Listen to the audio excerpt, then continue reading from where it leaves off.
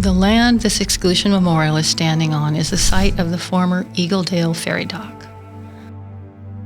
On the morning of March 30th, 1942, 227 Bainbridge Island community members were removed from their homes and required to report here for evacuation by the United States Army.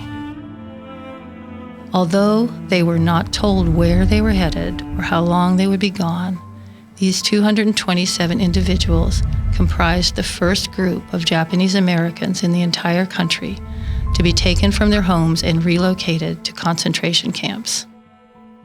Because this was the first group of Japanese Americans, or Nikkei, to be taken away, the activity on Bainbridge Island on the morning of March 30th was a newsworthy event.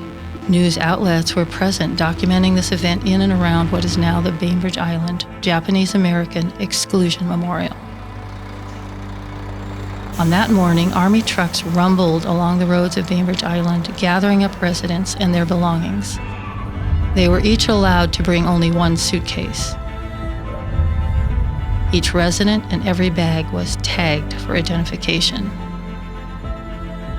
Vic Takamoto was 15 years old when his family was evacuated. We had to get up pretty early. I think the Army trucks came by about 7:30, 8 o'clock in the morning and picked us up. In our case, it was they just picked up our family and took us down to the ferry. And most everyone was already there when we got there, so they must have had a lot of Army trucks to round everyone up.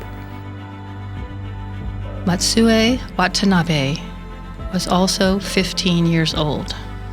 And I just remember going to the dock, and at the time, I didn't realize it was the dock across from the Winslow dock, because you just know you're going to the ferry boat. And so we went over there, and of course, then you have all the rest of the Japanese people there, and all their luggage. And so we're just piled there with everybody else, and then waiting to go on the ferry. And when the trucks came by, of course, it's all soldiers, and so they came by with their guns, and they stand there at attention while we're doing that. And so that was another, I guess, scary moment for us, because we're standing there with all the military around us, as if that we had really done something bad, and so they were going to take us away. The island community gathered to bid farewell. Some were able to say their goodbyes, but most were not allowed to get close or even to see their Nikkei friends. Classmates, teachers, neighbors, and friends were kept in the upper parking lot and not permitted to mingle with the evacuees. Bainbridge Islander Earl Hansen was a member of the tightly knit high school class of 1941. He had left work to see his friend Jerry Nakata. I drove down there, and right away there was a soldier pointing, and he says, "You park there and you walk up there and you stay up there. You cannot be down here." And I says, "I came down there to say goodbye to Jerry." And he says, "You can't even see him. You are to stay up there until the ferry leaves. Then you can come out." And that was, I don't remember how long we stayed up there. It was quite a while. On that solemn, misty morning in March, most of the Nikkei were dressed in their best clothing. Some even wore several layers to make room in their single suitcase for other necessities.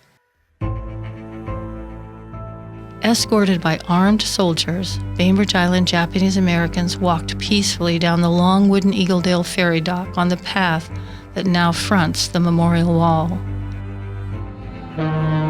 The ferry, Kehloken, waited at the Eagledale ferry dock to transport these Bainbridge Island residents to Seattle.